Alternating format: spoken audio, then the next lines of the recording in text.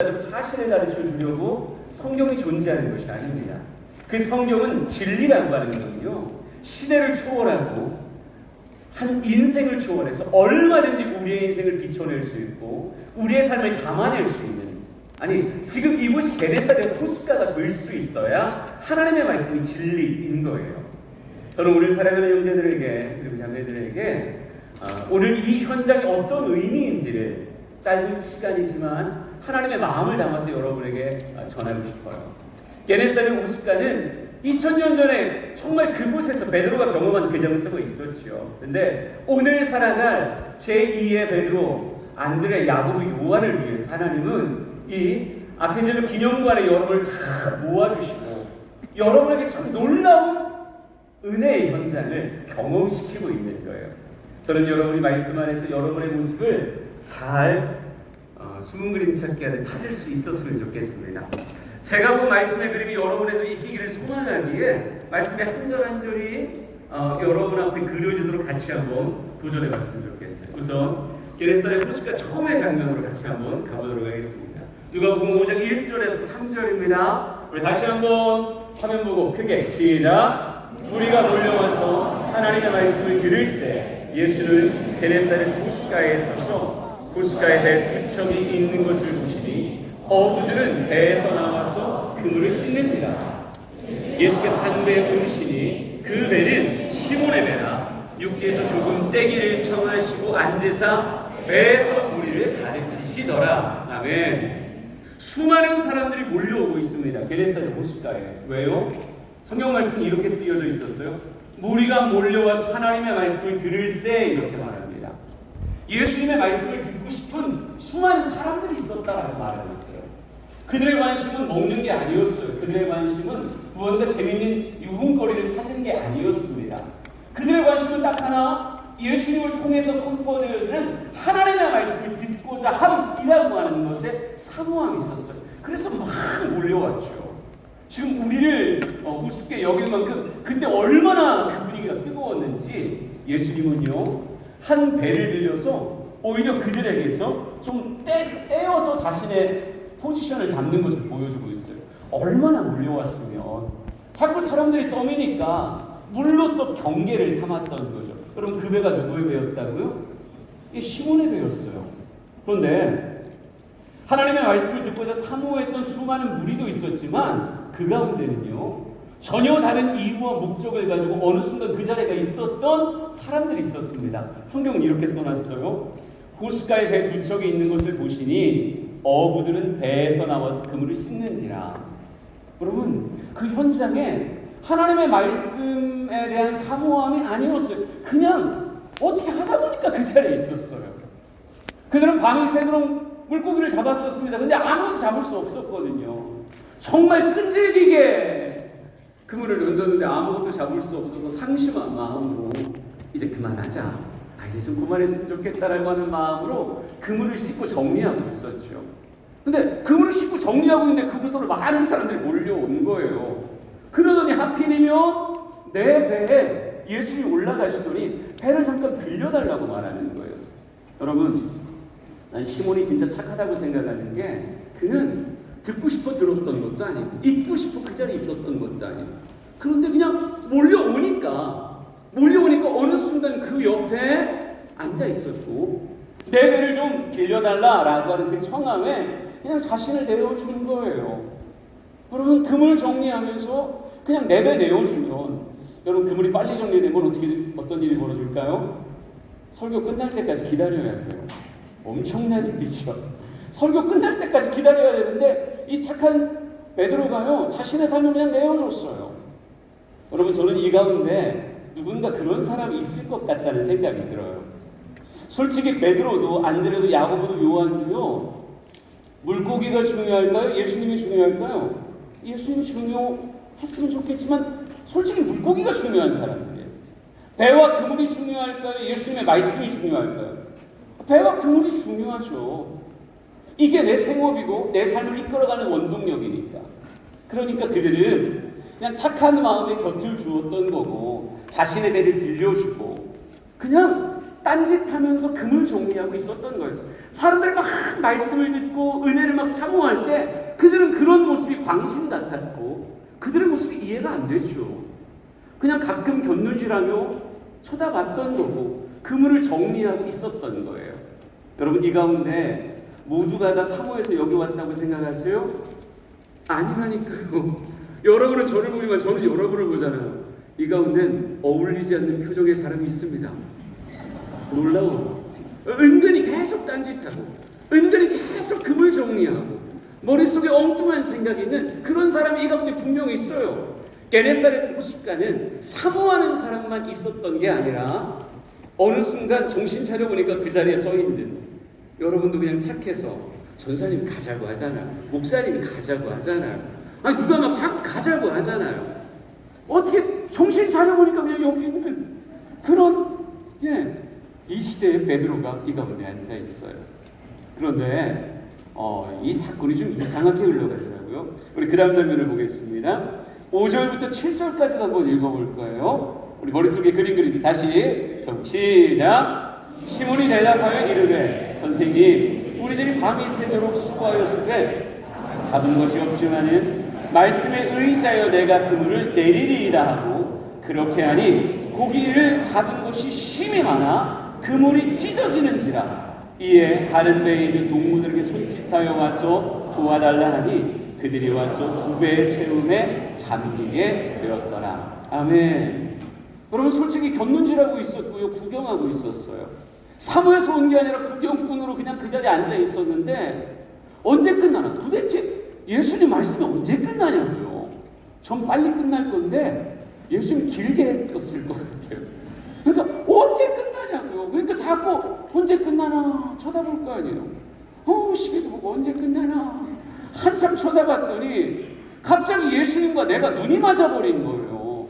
참 부담스럽게. 예수님이 눈이 딱 맞더니 갑자기 이렇게 말씀하시는 거예요. 시몬, 깊은 데로 가서 그물을 내려. 깊은 데서 가서 그물 한번 던지자는 거예요. 지금 다 정리했는데. 전 베드로가 진짜 착하다는 걸 여기서 느꼈어요. 그물 다 정리했는데 그 수많은 사람들이 사모하고 말씀 듣길 원하는 그 무언가 묵직한 권세를 가진 예수님과 눈이 맞았는데 그분이 하필이면 나한테 뭐라고 얘기하는 거예요? 깊은 데 가서 그물 던져! 하는데 아니 그 무게감이 장난이 아닌 거예요.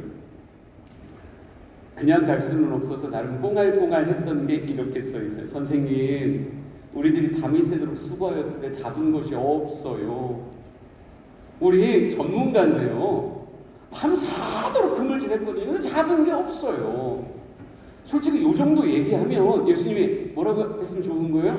미안하다, 몰랐다, 난 너희들이 나가려고 그물 정리한 줄 알았지. 근데 아이고 미안하다. 근데 우리 예수님 부르시면 후회가 없다니까요. 눈빛이 흔들리지가 않아요. 눈빛이 흔들리지 않으면서 계속 뭐라고 그러는 거예요? 깊은 데로 가자! 딱 그러시는 거죠. 그러니까 베드로가 그 위압감에, 여러분 그 작아지는 마음 아세요? 안 그래도 착해 죽겠는데 남들이 뭔가 부탁하면 거절하는 건 진짜 힘든 게 착한 사람, 컴플렉스 걸린 사람들이거든요. 베드로가 딱 그 사람이에요. 배 내달라고 해서 내줬고 기다리라고 해서 기다렸고, 근데 하필이면 눈이 맞았는데 가자고 어쩌냐고요. 그냥 이렇게 말했죠. 잡은 것이 없지만은 말씀에 의지하여 내가 그물을 내리리이다. 여러분, 주님께서 깊은 데로 가자고 하셨어요.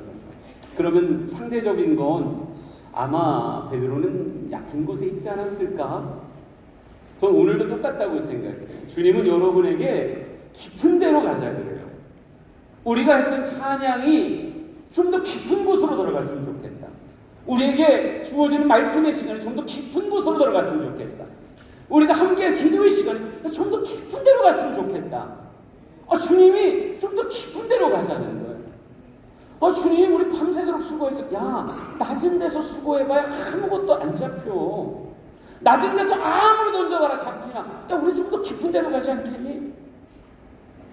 말씀에 의지해서 낯선 곳으로 갔어요. 낯선 곳으로 갔어. 그물을 던집니다. 휙 던질 때 어떤 마음일까요? 잡히나 봐라. 차 지나가.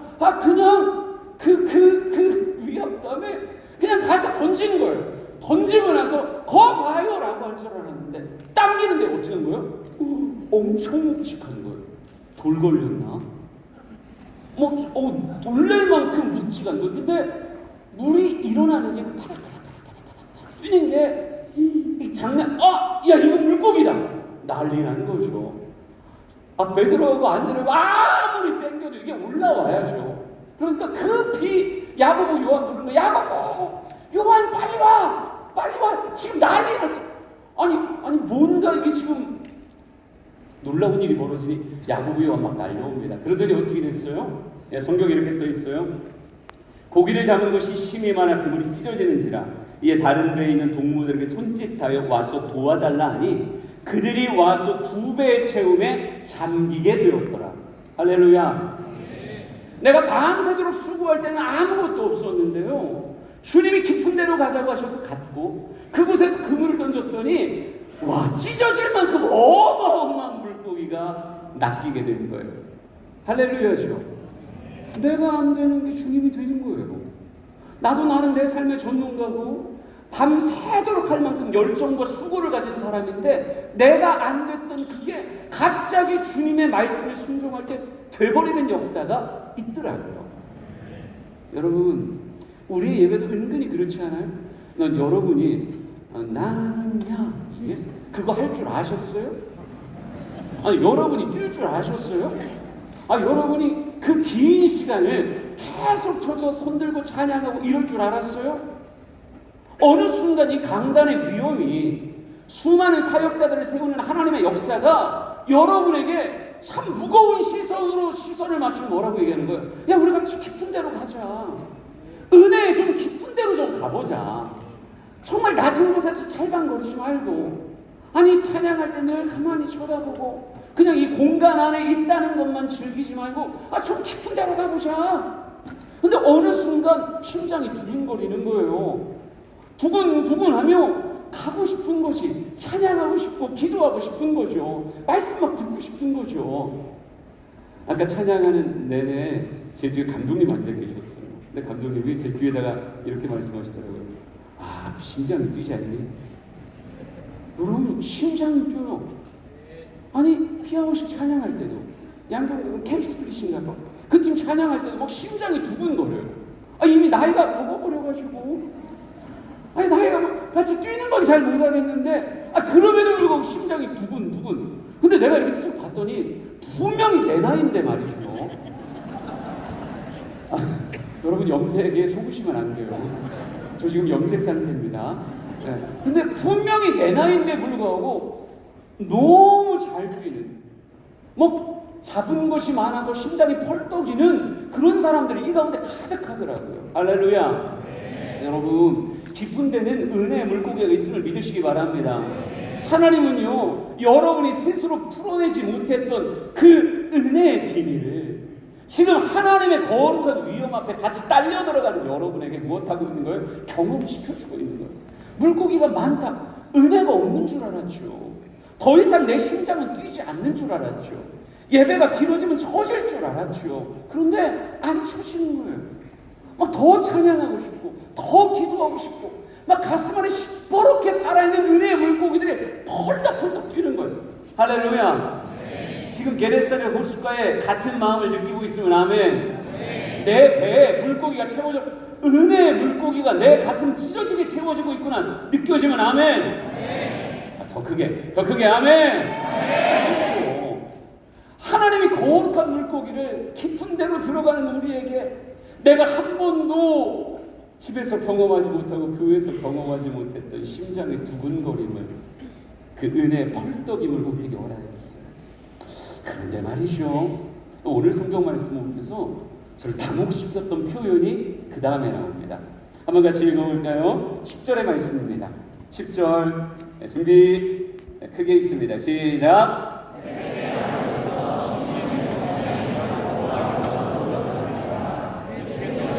시몬에게 이르시되 무서워하지 말라. 아멘. 여러분, 우리 당황하지 맙시다. 5장 8절이었습니다. 다시 5장 8절 준비 시작. 이르고 예수의 무릎 아래 엎드려 이르되 주여 나를 떠나소서 나는 죄인이로소이다 하니 엄청난 은혜였어요. 심장을 가득 채울 만큼 엄청난 은혜가 쏟아져 들어왔다고요. 여러분 그런데 물론 이 안에 담긴 어마무시한 신앙의 고백을 모르는 바는 아닙니다. 근데 지금은 그냥 표면적으로 이 말씀을 제가 대했었어요. 근데 표면적으로 대했을 때 시몬 베드로가 갑자기 예수님에게 이렇게 말하더라고요. 주여, 나는 죄인입니다. 나를 떠나소서. 여러분, 물고기 잔뜩 잡았어요. 너무 행복했죠. 근데 주님에게, 주님, 너무 놀랍네요. 이렇게 물고기 많이 잡으니까 너무 행복합니다. 주님, 이제 갈 길 가세요. 이렇게 저 업한장 가야 될 것 같고요. 이거 팔아가지고 집도 사고 배도 수리하고 별거 다 해야 될 것 같아요. 예수님, 이제 가셔도 돼요. 물론 본문이 그런 의미가 아닐 수 있는데 저에게는 왠지 그렇게 다가왔다고요. 여러분, 우리의 간증이 가끔은 우스워요. 은혜를 많이 받았어요. 하나님이 시퍼렇게 뛰는 물고기들을 내 삶에 나는 할 수 없었던 걸 그분이 하시는 걸 내 인생에 보여줘요. 은혜의 그 강렬함이 나를 놀라게 하고 듣는 모든 일을 놀라게 하죠. 만약 베드로가 당장 집에 쫓아 들어가가지고 물고기를 보여주면서 아내에게 말했다고 그 이야기해보세요. 아내 심장 덜컹인다고요. 우와, 진짜 대단하다. 수많은 다른 어부들에게 가서 얘기해보면 대단하다 그러죠. 여러분, 정말 이게 은혜의 끝일까요? 주님, 저 주님 때문에 너무 만족했으니까 너무 황홀한 경험이었어요. 이 게네사렛 호수가의 경험, 저에게 너무 황홀했어요. 토요일 저녁에 제가 이럴 줄 몰랐어요. 아니, 아펜젤러 기념관에 왔다가 한 번도 경험하지 못한 찬양의 그 리듬을 경험했고 정말 가슴 벅찬 기아 워십과에 함께 찬양하는, 우와, 우리가 강남 간 줄 알았어요. 막 심장 뛰는. 근데 여러분, 은혜가 그게 끝이라고 생각하세요? 이제 끝내면 되는 거예요? 이제 주님 갈 길 가세요. 저 업한장 갈게요. 여러분, 베드로가 그 이후로 수많은 교회들을 다니면서 물고기 많이 잡은 간증 집회를 했다. 여러분, 정말 주님이 원한 게 물고기를 많이 잡게 한 게 그게 끝이었을까요? 여러분, 우리는 자꾸 은혜에서 끝내려고 해요. 주님, 저를 떠나세요. 주님, 이제 가셔도 돼요. 제가 원했던 필요가 다 채워졌어요. 주님, 가셔도 돼요.